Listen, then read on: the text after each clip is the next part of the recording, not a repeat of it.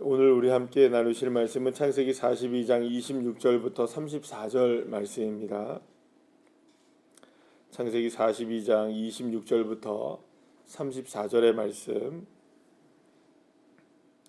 함께 합독하시겠습니다. 그들이 곡식을 나귀에 싣고 그곳을 떠났더니 한 사람이 여관에서 나귀에게 먹이를 주려고 자루를 풀어 본즉 그 돈이 자루 아귀에 있는지라. 그가 그 형제에게 말하되 내 돈을 도로 넣어도다 있도다. 이에 그들이 혼이 나서 떨며 서로 돌아보며 말하되 하나님이 어찌하여 이런 일을 우리에게 행하셨는가 하고 그들이 가나안 땅에 돌아와 그들의 아버지 야곱에게 이르러 그들이 당한 일을 자세히 알리어 아뢰되 그 땅의 주인인 그 사람이 엄하게 우리에게 말씀하고 우리를 그 땅에 대한 정탐꾼으로 여기기로 우리가 그에게 이르되 우리는 확실한 자들이요 정탐꾼이 아니니이다.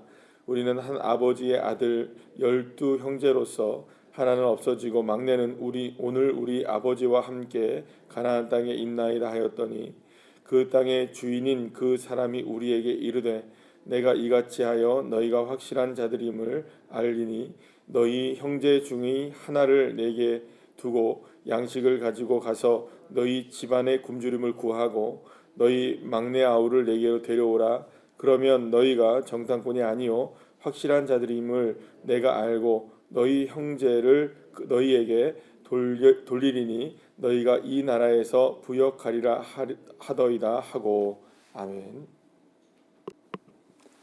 할렐루야. 오늘 본문에서 우리 요셉의 형제들의 모습을 보게 되면 적어도 요셉의 형들은 지금 자신들이 당하고 있는 이 일로 인하여서 이전보다는 분명히 정직해지긴 했죠. 분명히 정직해진 거는 같습니다. 뭐 돈자루를 발견하고 나서 황당해서 또 그 일로 인하여서 더 두려워진 것은 분명하지만 그 두려움이 어쩌면은 이 형제들을 좀 더 정직하게 만들었을지는 모르겠습니다. 그러나 어쨌든 이 이야기, 지금까지 일어났던 그 모든 이야기를 자신의 아버지 야곱에게 숨김없이 다 이야기합니다. 자, 오늘 본문에서 보게 되면 거짓이 있나요, 없나요? 하나도 없어요.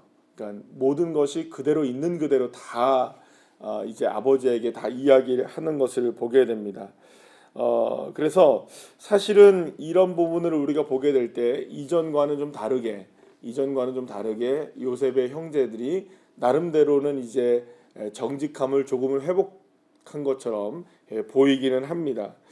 어떻게 보면 그 하나님께서는 이 형제들과 요셉의 이 만남을 통하여서 어떻게 보면 이 형제들의 모습을 어떻게 지금 바꾸고 계시는 걸까요? 정직한 모습들로 이렇게 바꿔나가고 계시는 그런 모습을 보게 됩니다.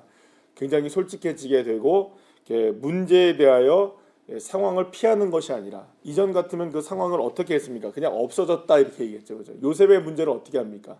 없어졌다 이렇게 표현하고 말았는데 그냥 만약에 정말로 이전처럼 하려면 그냥 어떻게 하는 게 제일 낫습니까? 그냥 이 양식 가지고 그냥 살아가려면 그렇다고 여러분들 요셉이 뭐 애굽이 가나안 땅에 쳐들어가고 전쟁 일으킬 건 아니잖아요. 이 일 때문에 그럴까요, 안 그럴까요? 지금 이 기근 상황에서 전쟁을 일으킬 수 있는 건 아니니까 어떻게 보면 그냥 이렇게 그냥 끝낼 수도 있는 거죠. 아야 지난번처럼 그냥 없어졌다 하자. 그럴 수 있을까요, 없을까요? 뭐 얼마든지 충분히 그럴 수 있는 거죠. 그러니까 어떻게 보면은 그냥 이런저런 문제로 인하여서 지금 뭐 시므온이 이렇게 됐습니다. 오다가 어떤 병이 났습니다. 어떻게 뭐 오다가 모두 잡혀갔습니다. 뭐 가다가 어떻게 됐습니다. 이렇게 없어졌습니다. 이렇게 하면 뭐 될 수 있는 문제를 그래도 하나하나를 정직하게 이렇게 이야기해가는 걸 보게 됩니다. 어떻게든 이 현실을 직시하고 형제들은 이 문제를 풀어내기 위해서 애를 쓰는 모습은 보여주는 겁니다. 물론 그렇다고 해서 요셉의 문제가 완전히 해결된 것은 아니죠. 여전히 요셉은 어떤 모습입니까? 정직하지 못해죠. 그죠? 어떻게 이야기합니까? 졌다라는 표현을 그냥 쓰고 있는 걸 보니까 아직까지 자신들의 과거의 문제를 완전하게 해결하지는 못한 것처럼 보입니다. 그러나 적어도 지금 이 모습을 보게 되면 문제가 해결될 수 있는 방식이 무엇인지를 알게 되는 겁니다. 어떤 방식이 문제를 해결해 나가는 걸까요? 정직함입니다. 예, 정직함이죠. 그냥 있는 그대로의 모습을 보여주는 거죠. 그러니까 그게 바로 어떻게 보면 하나님 앞이든 우리가 인간의 관계이든 간에 이 모든 문제를 해결할 수 있는 방식은 무엇이 가능하게 되냐면 우리가 하나님 앞에서도 어떻게 해야 되나요? 정직해야 되는 거죠. 하나님 앞에 정직하다는 게 어떤 의미일까요? 내 모습 그대로를 이야기하는 겁니다. 내 모습 그대로를 주님 앞에 내려놓고 내 모습 있는 그대로를 내어놓는 것이죠. 요즘 여러분 혹시 보셨을 분들이 오늘 이 시간에 계셨을지 모르겠지만 요즘에 우리나라에서 만들어가지고 우리나라 가서 만든 건 아니죠. 우리나라 사람들이 만든 거죠. K-팝 데몬 헌터스인가요? 애니메이션 영화. 얘기는 들어보셨죠? 굉장히 유명하다. 안 보셔도 됩니다. 굳이 여러분들이 보실 필요는 그게 넷플릭스에서 지금 하고 있는 건데요. 하도 유명하다 그래서 저는 띄엄띄엄 봤어요. 시간이 많지가 않으니까 그냥 좀 보다가 이게 그걸 다 봤는데 그 내용이 물론 이게 뭐냐면 마귀를 때려잡는 겁니다. 내용이 노래를 불러서 마귀를 때려잡자는 거예요. 근데 이제 그래서 마귀가 나오는 그 마지막에 이제 마귀랑 싸워가지고 결국에는 얘네들이 이겨요. 만화 얘기. 근데 세 명의 이 여자 아이들이 이제 이제 가수로 나오는 거예요. 이제 우리나라 아이돌 가수 있잖아요. 이런 것처럼 나오게 되는데 이제 얘네들하고 누구랑 싸우냐면은 이제 남자 가수들이 있어요. 얘네들은 마귀 가수들. 얘네는 여자애들은 마귀들 때려잡는 가수들. 이런 이제 설정이에요. 그런데 얘네들이 이제 마지막에 이제 되게 어려움을 당하는데 제가 이 얘기를 드리는 게 뭐냐면 이 여자 아이들 속에서 서로가 서로를 온전하게 신뢰하지 못하는 모습들이 보여져요. 그래서 이 문제가 심각해지는 문제가 보이는데 마지막에 이 이야기가 어떻게 마무리가 되냐면 이런 식으로 돼요. 나의 솔직함을 이야기하는 거예요. 나의 솔직함을 이야기하고 내가 문제가 많다는 것을 수많은 사람들 앞에서 그리고 또 그 동료들 앞에서 다 이야기를 하고 그 문제를 해결해 나갈 때 이 마귀들을 이기는 모습들을 보니까 이거 자세히 보니까 물론 제가 이제 평론도 많이 읽어봤고 그 다음에 또 여러 가지 이야기도 많이 들어봤고 이게 과연 기독교적인 내용이냐 이런 얘기도 많이 들어봤는데 전 적어도 그 내용 가운데에서 이게 굉장히 상당히 기독교적인 요소를 굉장히 많이 담고 있다는 것을 이제 보게 됐어요. 이게 뭐냐면 특히 나중에 보게 되면 나중에 가사들을 이렇게 쭉 보게 되면 되게 무서운 가사들이 나옵니다. 이 남자아이들이 마귀 가수라고 그랬죠? 근데 걔네들이 노래를 하는 가사들을 보니까 섬뜩해요. 굉장히 섬뜩한 가사들이 많아요. 그러니까 마귀들이 부른다는 걸 알아요. 이 영화 자체에서. 얘네들은 마귀다라고 얘기하고 불러요, 걔네들이.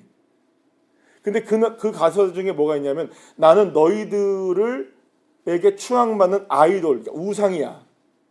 그리고 나는 너희들의 죄를 유일하게 인정해 줄 수 있는 존재야. 이런 얘기를 해요. 무섭죠, 여러분들? 굉장히 무섭죠? 마귀가 그렇습니까? 안 그렇습니까?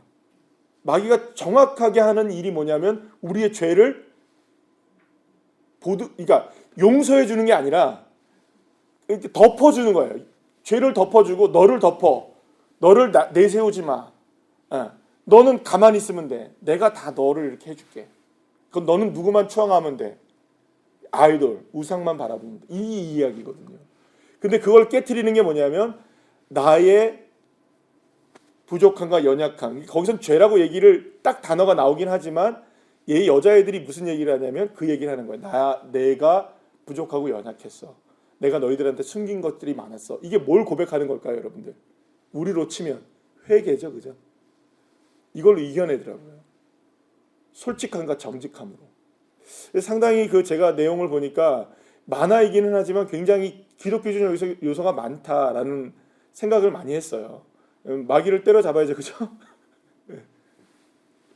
물론 여러분들 제가 지금 말씀드리니까 아침부터 뭐 새벽에 만화 영화 얘기를 하시나 생각이 들지 모르겠는데, 사실 제가 어제도 계속 이렇게 며칠 동안 말씀드리는 것처럼 이 내용은 요셉에 관한 이 형제들과의 이 관계 속에서 내용은 뭐 하나의 내용을 계속 지금 잘라서 얘기하는 거죠. 맞죠, 그죠?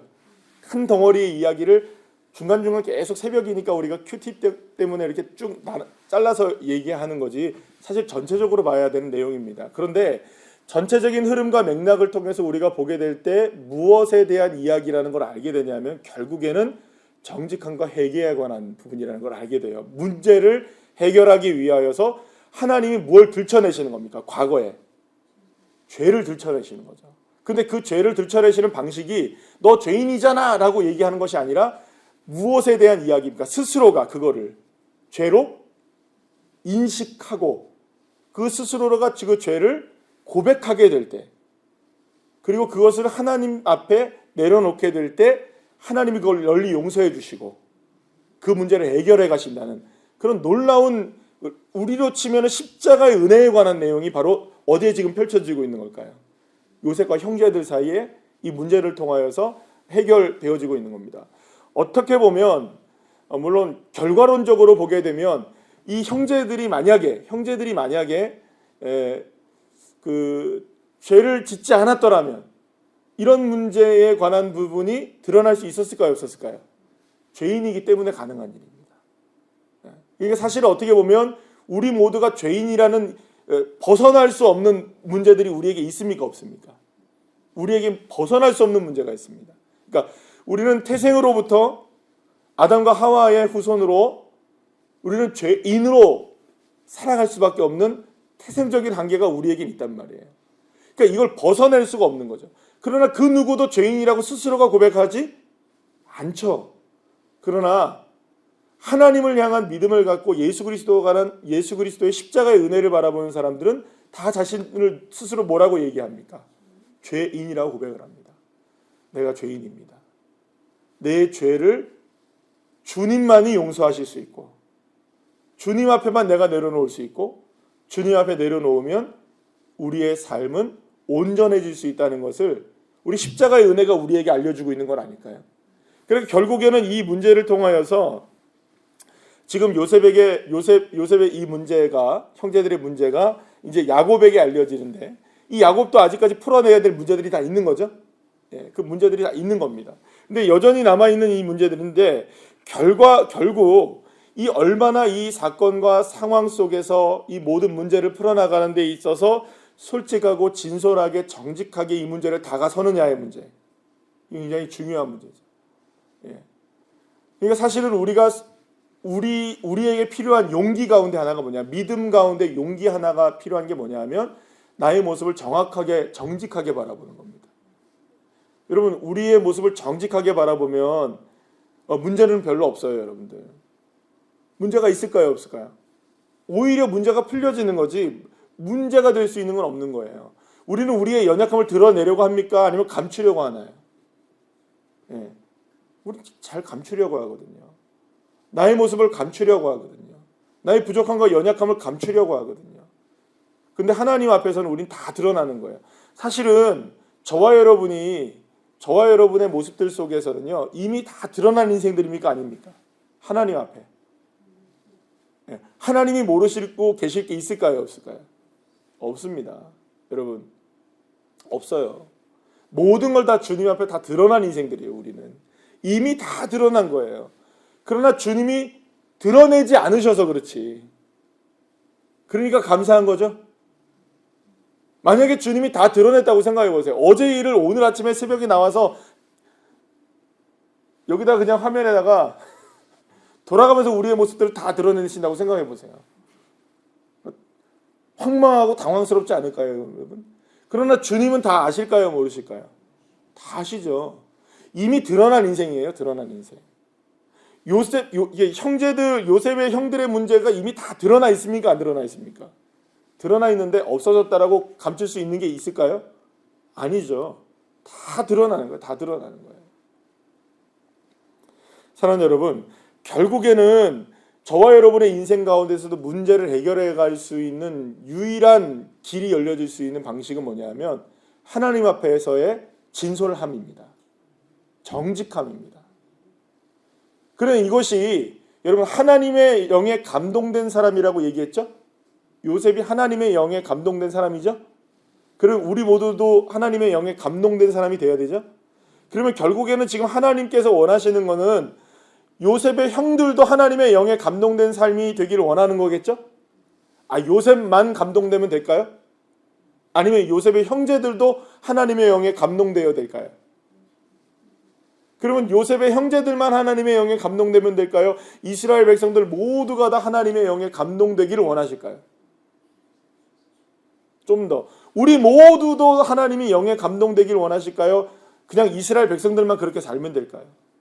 우리 모두도 하나님의 영에 감동되기를 원하시는 거예요. 그렇다면 하나님의 영에 감동된 사람은 다른 것이 아닙니다. 말씀드린 것처럼 하나님 앞에의 정직함이라고 생각한다면 누구 앞에서도 정직해야 될까요, 여러분들? 우리 모두 앞에서도 정직해야 되는 거죠. 진솔해야 되는 거죠. 근데 여러분, 많은 부분에 있어서 그리스도인들이 이 부분에 있어서 연약해지는 부분들이 있는 거예요. 사실은.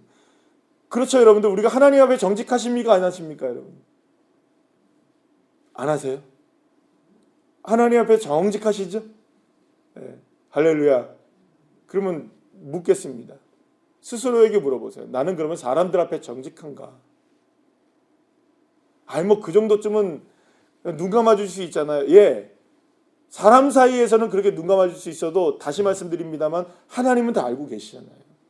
왜냐하면 우리는 하나님 앞에 정직하다면서요. 그죠? 그럼 반대로 얘기하면 우리가 하나님 앞에 정직하지 못하다는 얘기가 되잖아요. 그러니까 결국에는 하나님의 영에 감동됐다는 것은 다른 의미, 여러 가지 의미가 있겠지만, 끌어들이면 여러 가지의 표현을 가질 수 있겠지만, 적어도 지금 우리가 살펴보고 있는 이 창세기에서의 내용 속에서 하나님의 영에 감동됐다는 것은 하나님 앞에의 정직함, 그리고 사람들 앞에서의 정직함. 요셉이 여러분들 끝내 누구에게 정직합니까? 여러분, 사람들 앞에 정직하죠? 맞나요? 안 맞나요? 속이나요? 아니죠. 자기가 이권을 차지하려고 노력하나요? 아니죠. 보디발 장군의 집에서 그토록 여러분들 유혹을 당할 때도 그 유혹을 뿌리치잖아요. 그죠? 사람들 앞에 정직했단 말이에요. 보디발도 압니까? 모릅니까? 그거를. 보디발도 알아요. 여러분들. 여러분들, 보디발 장군의 아내가 요셉을 막 그렇게 유혹해가지고 이렇게 고소했을 때 그 요셉이 나를 막 이렇게 몹쓸 짓 살려고 했어요 했을 때 그렇게 신고를 했기 때문에 지금 요셉이 감옥의 노예니까 이 모든 문제를 어떻게든 해결하기 위해서는 어떻게 요셉을 집어넣어야 했지만 집에 들어가서는 여러분들 어떻게 했을까요, 여러분들? 만약에 우리가 보이지 않는 성경의 이야기를 한번 써내려간다면 보디발 장군의 아내를 불러놓고 야, 이 사람아, 당신이 한 거 다 알아! 이랬을까요? 안 했을까요? 저는 그랬을 거라고 생각해요. 요셉이 잘못했다는 걸 알아. 똑바로 살아. 이제부터 너 꼬리치지 마. 했을까요? 안 했을까요? 저는 그랬을 거라는 생각을 해요. 왜냐면 이 보디발 장군이 자신의 아내가 그런 기질이 있다는 걸 알았을까요? 몰랐을까요? 요셉만 그랬을까요? 자신의 집에 있는 남자 노예들, 종들 보면 요셉만 여러분들 그렇게 유혹했을까요? 수도 없이 해봤겠죠. 그걸 누가 몰랐을까요, 여러분들? 남편이 그걸 모르겠어요, 여러분? 왜 몰라요, 여러분? 다 알지. 사실 어떻게 보면 요셉이 하나님의 영에 감동됐다는 것은 자신의 인생의 모든 것들을 하나님께 맡기고 있지만 그와 더불어 사람들 앞에서도 정직했던 거죠. 그러니까 지금 요셉의 형제들을 지금 이 문제 속에서 정직한 모습들을 보이게 되는 문제들은 그런 문제를 풀어나가는 방식이라는 거예요. 솔직해지는 거. 형들은 이 모든 일들을 아버지 야곱에게 알리고 야곱은 이제 야곱의 선택이 이제 중요해지게 되는 겁니다. 야곱도 떱니까 안 떱니까? 지금 이제 누구 때문에? 이제 시몬의 문제가 아니에요, 이제. 그죠? 이제 베냐민이 문제인 거예요. 이제 베냐민을 보내야 된다고 얘기를 하니까. 예. 그러니까 여러분들 어떻게 보면은 이제 자식을 붙잡고 있는 거예요. 여전히 여러분들 마지막 사실은 요셉의 이야기이고 형제들의 이야기이기 때문에 야곱의 이야기는 끝난 것처럼 보이지만 살짝 여기서 야곱의 이야기가 등장하는 이유 중에 하나가 어떻게 보면 야곱이 끝내 붙잡고 있었던 게 뭘까요, 여러분들? 네, 자식이었던 거예요. 저와 여러분도 마찬가지입니다. 그죠? 끝내 놓지 못하는 게 뭘까요, 여러분들? 자식의 문제잖아요. 네, 결국에는 베델로 가서 하나님 앞에 모든 걸 맡긴다고 하더라도 하나님 앞에 정직하게 모든 것을 다 맡길 수 있는 마지막 바로미터가 뭐라고 생각할 수 있는 거냐면 결국엔 자식입니다. 예. 사랑하는 여러분, 하나님께서 우리에게 모든 걸 맡기길 원하시고 계시죠? 하나님은 아멘이시죠? 그 안에 최후의 보루까지도 다 정직하게 주님께 맡기실 수 있는 그런 주의 자녀들 되기를 소망합니다. 어떻게든 이 문제들 속에서 오늘 본문에서 보게 되면 이 문제는 지금 더 꼬여가고 있는 것처럼 보이죠? 왜냐하면 지금 야곱이 풀어내야 될 문제가 남겨져 있잖아요. 그죠? 왜냐하면 형제들을 다시 보내야 되고 누구를 보내야 됩니까? 베냐민을 보내야 되고 또 거기에 있는 시므온을 또 데려와야 하고 또 다시 여러분 이 일에 다 모든 것들을 알게 되고 다시 내려와야 되는 이 복잡한 문제가 아직 남아있나요? 안 남아있나요? 남아있어요. 이게 이제 사실은 창세기의 마지막이죠. 그죠? 창세기의 마지막은 여러분 뭡니까, 여러분들? 다른 거 없어요. 이 문제가 해결되면 창세기가 끝나는 거예요. 그죠? 예, 이제 얼마 안 남았어요, 창세기. 예, 좀 있으면 끝나요. 이제 끝나는데 이 모든 문제를 해결하는 이 과정 속에서 아직까지 복잡한 문제가 남겨져 있는 것 같지만 사실은 지금 이거를 풀어가고 있는 과정인 거예요. 무엇이 풀어가나요?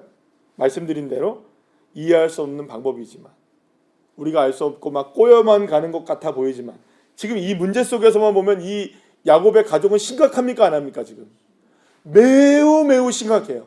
그러나 여러분 이렇게 쭉 떨어져서 우리가 보게 되면 이 문제는 꼬여가고 있는 문제일까요? 풀려가고 있는 문제일까요? 풀려가고 있는 문제. 무엇이 풀어가느냐? 하나님의 영에 감동되면 풀어집니다. 네. 하나님의 영에 감동된 사람들에게는 문제가 풀려지게 되는 거죠. 그 가운데 가장 중요한 것이 있습니다. 하나님과 사람 앞에서의 정직함입니다. 진솔하게 우리의 문제를 하나님 앞에 있는 그대로 내려놓고 내 부족합니다. 연약합니다. 나의 문제입니다. 회개하고 사람들 앞에서도 마찬가지죠. 나의 문제였습니다. 내가 문제였습니다. 내가 부족합니다. 인정하고 그러니까 이 모든 문제를 해결해 나가는 방식이 그러면 여러분 당장에는 그 문제가 꼬여지는 것처럼 보일 수 있어요. 그러나 풀려지는 것이라는 걸 기억하셔야 돼요. 오늘 이 새벽에 저와 여러분의 인생들도 풀려지기를 축복합니다. 아니 풀려가고 있습니다. 이 믿음을 가지고 승리하시는 주의 자녀들 되시기를 간절히 축복합니다.